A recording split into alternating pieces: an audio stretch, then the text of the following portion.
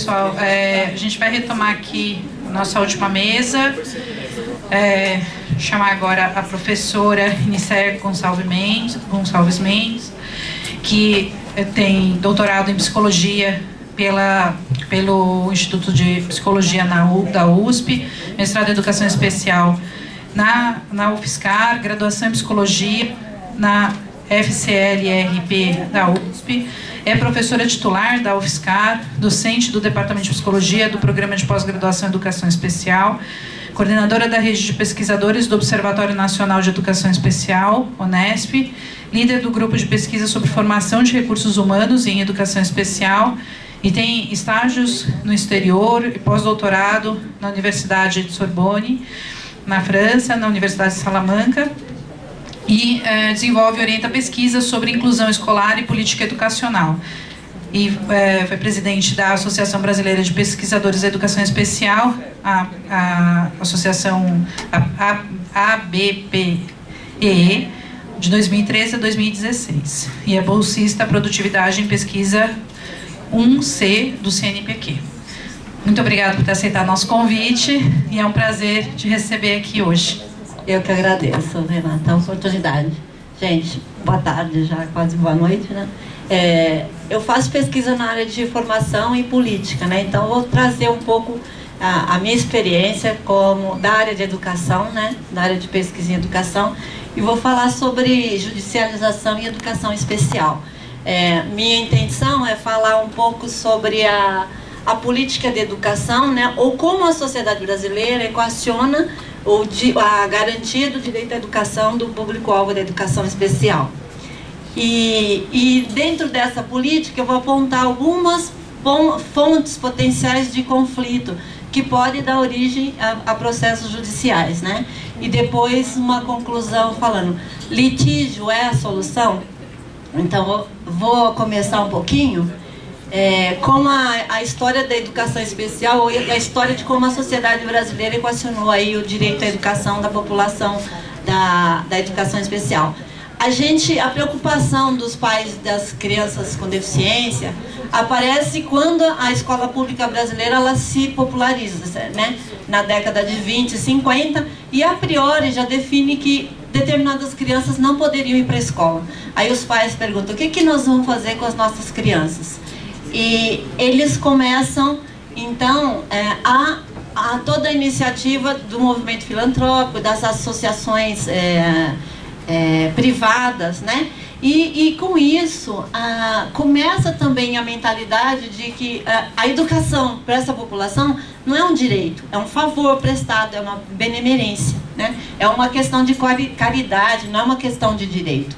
Então a gente tem aí o surgimento das instituições especializadas, né? Elas não eram necessariamente da educação, mas mais custodiais, elas E o que a gente vê, porque tem muita gente que fala o problema da inclusão no Brasil são as instituições filantrópicas. Não são, porque a filantropia ela existe em todos os países no trato da pessoa com deficiência. Por quê? Porque a filantropia ela é bem conivente com o sistema capitalista, ela economiza o papel do Estado, né? Então, quando você tem questões sociais, questões para trabalhar com populações marginalizadas ou excluídas, vai ter sempre aí o setor filantrópico. O que é preciso fazer no regime democrático? É definir muito bem qual é o papel dessas instituições, né? E definir qualquer público-alvo, definir e fiscalizar essas instituições. Não deixar só, porque se você entrega, a gente vai ver que na área de educação especial, o Estado delegou durante muito tempo, terceirizou para essas instituições a atenção à pessoa com deficiência, né? E hoje a gente tem esse legado. Enquanto isso, o que acontece na escola pública? A escola pública ela se populariza, o ensino se precariza, né? Vai entrando cada vez mais crianças nas escolas estaduais, porque naquela época, essa época ainda não estava municipalizado, e surge aí o chamado fenômeno do fracasso escolar, que é atribuído a uma dificuldade das crianças, dos alunos que são considerados deficientes, e aí começa o aparecimento das classes especiais nas escolas públicas. E aí a gente vai ver O pessoal fala assim, eu já escrevi, inclusive, artigos sobre história da educação, e a gente já até ouviu falar, todo mundo fala, no Brasil teve uma fase de segregação, outra fase de integração e agora uma fase de inclusão, né? Na verdade, a maior parte da população escolarizável, né, ela está fora da escola, até hoje ainda, né? Metade está. Então, quando a gente fala assim, houve uma época de segregação, a gente está confundindo a parte com o todo, que na verdade era uma política de exclusão. Você tem simulacros de políticas, faz de conta, simulações, né? E muitas vezes, quando a gente vai retratar a história, a gente pega essa partinha e generaliza como se isso fosse o que aconteceu no país inteiro, mas não é de fato, né? Então, a gente tem que pensar que essa fase da integração, eu falo integração e inclusão, né? Tinha os excluídos a priori, aqueles que não chegavam a ingressar na escola, que iam para as instituições especializadas, e tem os excluídos a posteriores, que são excluídos na escola, né, durante o processo. E esses iam para as classes especiais, essas eram soluções que eram dadas para elas, né? Então, a gente vai ver na década de 60, 70... aí o crescimento das classes especiais, o crescimento das instituições, e aí o governo começa a criar organismos, né? Então cria o Senesp no Ministério da Educação, as secretarias de educação vão criar os seus setores de educação especial, e para aí para criar regulamentação, legislação, para regulamentar esse setor aí da escolarização, da educação, desse público-alvo da educação especial. Mas o primeiro censo escolar feito em 1974, para vocês verem, indica que havia 96.413 matrículas só de alunos que naquela época eram chamados excepcionais. Então, 94 mil no Brasil inteiro. Isso aí é a minoria, né? Então, a gente tinha uma política anunciada nos documentos, na legislação, dizia que fazia integração escolar, mas na verdade, o que havia? Um financiamento direto para a instituição especializada, para terceirização, para filantropia, e um pouco de dinheiro lá para as secretarias de educação criarem os seus setores, formar professores, né? Eu ainda brinco que falo que desde aquela época, que se vocês foram ler os documentos, vocês vão ver que se falava que de formar professores, formar multiplicadores. Eu falo, se a coisa funcionasse, hoje a gente teria muita multiplicação, né? E o acesso à escola comum e especial, na verdade, eram para pouquíssimos, né? Então não tinha nem política de integração. A gente não pode falar que o Brasil viveu uma política de integração, nem de segregação. Com a Constituição, a gente aí adquire o direito à matrícula, né? Começam a ser reforçados os pressupostos da educação inclusiva, e a gente vai aparecer aí o direito de procurar justiça quando o indivíduo se sentir lesado. Nessa época, em 88, havia 166.290 matrículas em todo o Brasil dos alunos considerados excepcionais. Depois eles vão virar alunos com necessidades educacionais especiais, né? Isso representava 0,5% da população escolar de todo o Brasil daquela época. Não era um número tão grande assim, né? Aí a gente tem a Declaração de Salamanca, a LDB, e os historiadores também vão falar que aqui a década de 90 que vem a educação inclusiva. Mas, apesar de a gente ter importantes dispositivos legais, nada mudou em termos de acesso, né? Se a gente for ver os números, eu vou apontar os números, e aparece também na Constituição o tal do atendimento educacional especializado. O que ele significava? Significava assim, o legislador quis dizer que, para não colocar educação especial, porque a educação especial se confundia como escola especial ou classe especial. Então se criou esse termo, atendimento educacional especializado, mas ninguém sabia o que era, né? E a gente demorou praticamente de 88 a 2008, quase 20 anos, para regulamentar e definir o que seria esse AEI. Então mudou pouco, e se a gente for ver os números de matrículas, de 1970 a 2000, com 30 anos de política, eu coloco de integração escolar, a gente saiu de 96 mil matrículas e a gente foi para 382 mil matrículas em todo o Brasil. Então, um resultado pífio de uma política, né, de 30 anos. E a maioria dessas matrículas, que é quase 80%, estava em escola especial e classe especial. Nos anos 2000 ainda, né? E apenas 81 mil matrículas estavam nas classes comuns das escolas regulares. E o discurso atual, então é isso que eu falo, né? Aqui, até os anos 2000 é que tinha segregação, integração, e agora nós entramos na era da inclusão. Eu falo assim, a gente repete tanto inclusão, que é como aquela coisa, uma mentira repetida 1000 vezes, ela se torna verdade, né? Porque a gente cria a ilusão de que existe uma política de inclusão. Então, eu pesquiso inclusão, mas eu falo assim, eu pesquiso um negócio que não existe, né? Então, a crítica da política de educação especial durante toda até a década de 90 era que ela era para uma minoria, não tinha acesso, o número de matrícula era pequeno, a matrícula havia apenas de cerca de 400 mil e todos os serviços, a classe especial, ela era acusada de um mecanismo ela servia para um mecanismo de seletividade da escola pública, os alunos que perturbavam iam para a classe especial, então era uma educação para garantir direito, ou era uma educação para favorecer o mecanismo de seletividade da educação, principalmente a educação pública, né? Ela servia para excluir, ela servia para integrar e para dar condições de garantir o direito à educação. Então havia toda essa crítica e as pesquisas nessa época elas já mostravam esses problemas da educação especial, né? Da política de educação especial. Então tinha um contraste aí. E com esse legado de 30 anos de cultura de exclusão escolar, o que sobra para a gente? Sobra a ideia, né, de que essas pessoas não têm o direito, que a escola não é o lugar delas, né, que elas têm que ser escolarizadas separadas. Então a gente tem que viver com esse legado, que é um caldo de cultura e uma mentalidade que está aí ainda presente, né, que é fruto dessa história. Aí a gente entra na era da inclusão escolar, começa com as diretrizes, mas ela começa mais mesmo com o governo Lula, e o ponto de, eu acho que confrontação maior é com a publicação da cartilha, que garante o acesso do Ministério Público com a Secretaria de Educação Especial, né? A gente vai ver a partir daí, a partir do início dos anos 2000, principalmente do governo Lula, o que eu chamo de uma radicalização da política de inclusão escolar.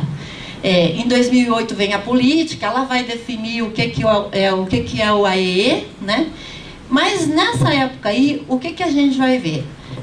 A instituição especializada, ela meio que definida como o vilão da inclusão. E começa uma discussão e uma briga nesse processo de radicalização entre instituição especializada, o movimento filantrópico e o Ministério da Educação. Aí aparece para mim a primeira potencial fonte de litígio, né? Que essa questão, uma discussão onde os meninos vão ser escolarizados, na escola comum, na escola especial, e a briga, e revoga decreto, vai para decreto dali. Eu acho que nesse momento essa radicalização da política ela não foi legal, porque a gente deslocou o foco de como favorecer, trazer essas crianças para a escola, e fomos discutir quem vai ficar com o menino, se é a escola especial ou a escola comum, né? E eu acho que ainda hoje, existe essa possibilidade, né? Existe, aqui eu quero fazer um parêntese, porque quando a gente fala de inclusão e educação inclusiva, todo mundo pensa que a gente pensa igual, né? Mas existem pelo menos duas concepções bem diferentes de como deve ser a política de educação inclusiva. E essa posição divide também os pesquisadores e a posição das pessoas, né? Tem um grupo que fala de necessidades educacionais especiais, diversidade, que fala que tem que ampliar o público, que a educação especial é para todos, né? Então, a inclusão, existe uma perspectiva de inclusão radical, que eu diria, que é o pessoal que acredita que tem que ampliar o conceito de necessidades educacionais especiais, que tem que pensar numa escola para todos, né? Que pensa que não precisa de formação de professores especialistas, que não precisa da educação especial, tem que morrer, dar origem para a educação especial, que todo mundo tem que estudar apenas e só na classe comum. Então, essa é uma visão mais radical de educação inclusiva. E essa visão, ela imperou nesse momento, nesse início da definição política da educação especial no Brasil, né? E hoje, por exemplo, tem uma questão que é o direito à educação é um direito subjetivo, é um direito fundamental. Então, ninguém pode alijar esse direito das crianças. Agora, definir onde a criança vai ser escolarizada, será que isso não é uma escolha dos pais? Eu perguntei, eu como mãe, eu não gostaria de que alguém definisse para mim onde que meu filho vai ser escolarizado. Ele tem que ir para uma escola. Eu acho que aí está o direito dele. Mas onde que ele vai estudar? Eu, por exemplo, tenho escolas maristas, laçalistas, adventistas. Quem tem dinheiro, põe o filho onde quer. E a família pobre, ela tem que escolarizar, né? Onde se define que ela tem que escolarizar. Eu não sou a favor da exclusão e da eliminação das escolas especiais, porque, como a Casey colocou, tem 5% da população que não se beneficia, que já tem estudos, né? E no mundo inteiro não tem um país que excluiu, que eliminou as escolas especiais. Por que que o Brasil tem que fazer isso, né? Então, eu tenho uma posição que eu não sou radical. Eu acho que a maioria pode estar na escola comum, que a escola comum tem muito para crescer e muito para trazer alunos ainda, mas eu ainda acredito que para alguns, alguma solução mais protegida é melhor, porque uma outra questão que se discute também é a questão da complementação, suplementação e substituição, né? Para mim, substituição não é um local físico, para mim tem relação com o currículo. Se você vai complementar currículo, suplementar currículo e substituir a educação especial, a literatura, ela permite que substitua. Quando você faz um currículo funcional, é substituição. Quando faz uma orientação mais para o trabalho, pode ser substituição. E quando você faz, por exemplo, você coloca um aluno com deficiência, enquanto os outros estão aprendendo a matemática, ele está fazendo encaixe ou pintando, isso é substituição de currículo. Então a substituição, ela pode ocorrer dentro da sala de aula, a substituição curricular. Não é o local físico que vai definir, né, a questão do substitutivo para mim. Ah, tá acabando já? E aí a gente foi, em 15 anos de política de inclusão, a gente passou para 832 mil. Então você passa de 80 mil para 832 mil. Né, crianças na classe comum. E isso vai gerar desconforto. E a política de educação especial, mas isso ainda, perguntaram hoje, qual que é a demanda? O censo demográfico do PNAE, ele acusou 1.800.000 crianças que não sabiam, que não conseguiam andar, que têm indicadores de deficiência. E nós temos 800 mil matrículas. Então a gente tem que crescer muito ainda no número de matrículas apenas para universalizar o acesso, né? Então, o que é a judicialização? Você vai ter aí uma definição de política, você vai começar a ter uma definição de política, que é o aluno tem direito ao AEE e a ficar na classe comum, né?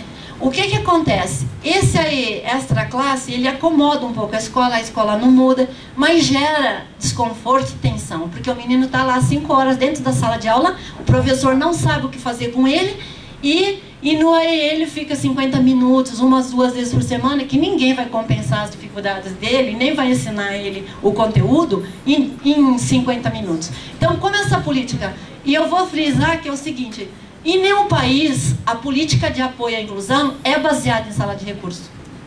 É só no Brasil que se adotou esse modelo.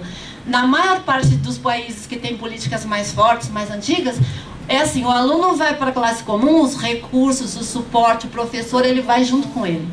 Então, se trabalha prioritariamente com o apoio centrado na classe comum e não extra classe, né? Então, com a opção por esse modelo de AEE, você vai criar tensões na escola e tensões dentro da sala de aula.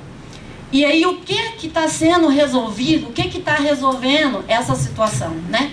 2 pontos que eu acho que são 2 tendências que estão acontecendo nessa política de inclusão, que é, primeiro, contrata um profissional de apoio, um cuidador, um estagiário e tal, para distensionar na escola e na sala de aula. Toma conta do menino, ele está aprendendo a ler, escrever, está tendo acesso ao currículo? Não. Mas todo mundo fica mais tranquilo porque alguém está cuidando dele. E outra tendência que está aparecendo também muito forte é a terceirização do AEE para as instituições especializadas. Então, ao invés de se abrir sala de recursos na escola pública, que seria uma forma de você trazer a dupla matrícula para a escola, de você trazer o profissional de apoio, você pega e terceiriza e manda ele para pai no contraturno, né? Os estudos do observatório mostram para a gente o quê? Que a sala de recursos não funciona nem quando ela é na mesma escola. Agora, o que dirá quando você manda o AE para uma instituição que você tem filosofia, história, organização, administração diferente da escola pública, né? Então, a maior parte que eu vejo dos recursos que se pede são recursos para resolver o problema da concepção de política de educação especial, na concepção da educação inclusiva, na perspectiva da educação inclusiva, né? Nessas opções que se fez, ao invés de você optar por outros tipos de apoio, do que a literatura está indicando, a gente optou por uma concepção de tamanho único, minimalista, um serviço único para todo mundo, um professor que tem que dar conta de aluno com autismo, com paralisia cerebral, com deficiência intelectual, com surdez, com deficiência visual, né? Então, é óbvio que esse tipo de apoio único não vai funcionar. O que a gente viu nos estudos do observatório é que os municípios já estão criando vários outros serviços que apontam para a gente, que sinalizam para onde deve ir a política, né? Um é esse profissional, o professor auxiliar na sala. Já tem municípios fazendo isso, apesar de que a política do federal, porque os municípios, o legal é isso, né? Eles reinterpretam a política e fazem do jeito dele. E os municípios que mais avançam são os municípios que criam as opções, outras possibilidades, né? Há, por exemplo, escolas polos, onde eles colocam as crianças surdas numa escola, faz uma sala em Libra, de instrução em Libra para os pequenininhos, depois coloca intérprete nos outros níveis, dá treino para toda escola. Ao invés de você espalhar 10 alunos surdos para 10 escolas e ter que adaptar 10 escolas e melhorar 10 escolas, você concentra os recursos. Só que essa é uma opção de escola polo. Você pode fazer isso também, por exemplo, para aluno com deficiência física. Você coloca transporte ali, você adapta as rampas, aqueles banheiros e todos os recursos de tecnologia assistiva você coloca centralizado lá. Só que quando você faz uma concepção de escola polo, não é uma escola para todos, né? Então, é uma escola, uma sala em Libras é uma concepção de classe especial. Ah, não pode, isso aí é segregação. Então, a gente tem que pensar que para escolarizar essas crianças e oferecer os apoios que elas precisam, né? Tipo, o profissional de apoio, ele é um recurso importante para algumas crianças, né? E como é que a gente vai definir os apoios que a criança precisa? A Renata deu uma antecipada de manhã. A gente também não tem legislação que obriga o planejamento educacional individualizado, que seria você ter uma avaliação multidisciplinar de partida, que vai definir se aquele menino, se ele vai para a classe comum, se ele vai para a sala de recursos, que tipo se ele precisa de profissional, como que ele vai ser as acomodações para ele fazer prova, se vai ter acomodações no currículo, né? Todas essas definições, elas são de partida, não é deixada na mão do professor para ele improvisar na hora e fazer os cortes de currículo, né? No improviso ali na sala de aula, tendo que lidar com 36 alunos, né? Então, o que falta para a gente? Falta essa definição de PEI, né, do Plano Educacional Individualizado.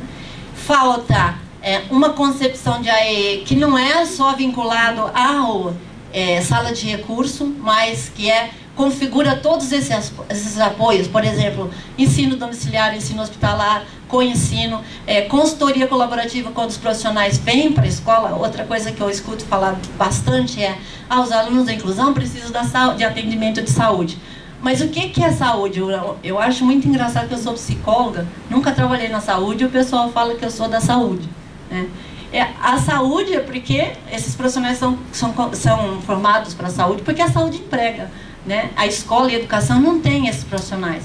E tem muita gente que fala: não, vamos gastar o dinheiro com esses profissionais. Mas em outros países, sim, existem equipes, né? Aqui no Brasil não pode ter. E outra questão que eu queria frisar é a questão da formação, né? A formação de professor, já foi falado aqui, como a gente não tem formação inicial, os professores de curso de licenciatura saem todo ano sem saber nada de educação inclusiva, sem ter estudado nada. A gente não tem obrigatoriedade desse conteúdo nos cursos de licenciatura, e aí você tem que correr atrás da formação continuada, né? Tampar o buraco depois que a coisa acontece. A mesma coisa a formação de especialistas. A gente não tem cursos, a Eloy falou da extinção das habilitações. Então, toda a política de formação de professores é jogada uma formação continuada, aligerada, precária e que não resolve, porque a gente tem professor que tem 10 cursos de especialização e eles pedem mais e mais e mais, né? Isso já daria uma formação inicial bem feita, né?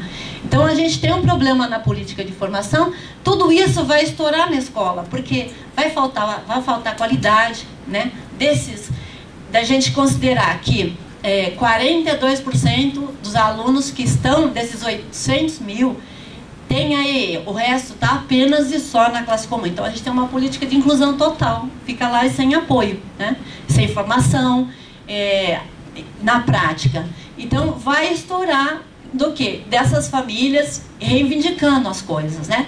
E o que acontece quando você vai para o caminho da judicialização? O que a gente tem observado? As mães vão pedir profissional de apoio, as mães vão pedir transporte, as mães vão pedir... E o que acontece? O recurso para se fazer a política é né? E esse recurso, ao invés das secretarias municipais, estaduais fazerem a política, ele vai para pagar os casos de judicialização.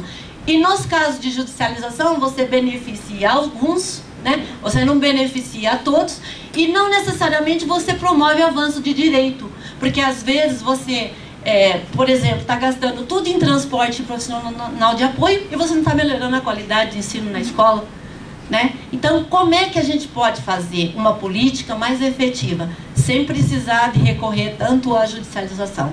O caminho é a gente sentar, buscar soluções, academias, secretarias, né? O poder judiciário, a gente tentar buscar soluções que não vão pelo caminho da judicialização, porque quem define aí a política acaba sendo o judiciário, né? Isso não melhora, ela tira da esfera, muitas vezes da esfera da escola, decisões que são pedagógicas, que deveriam ser educacionais, né?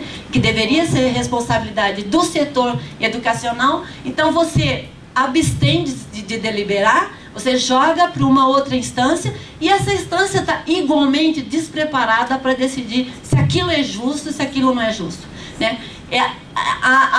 O poder judiciário, ele pode decidir por ganho de causa da pessoa. Então vai todo mundo ter auxiliar. Isso vai garantir direito à educação? Não vai. Pode distensionar a escola, pode acomodar, mas não vai promover o avanço, né? Então a minha mensagem é isso. Fazer inclusão não é uma coisa simples, a gente tem que desenvolver redes de suporte, vários tipos de apoio, redefinir a EE, rever a legislação, rever a política.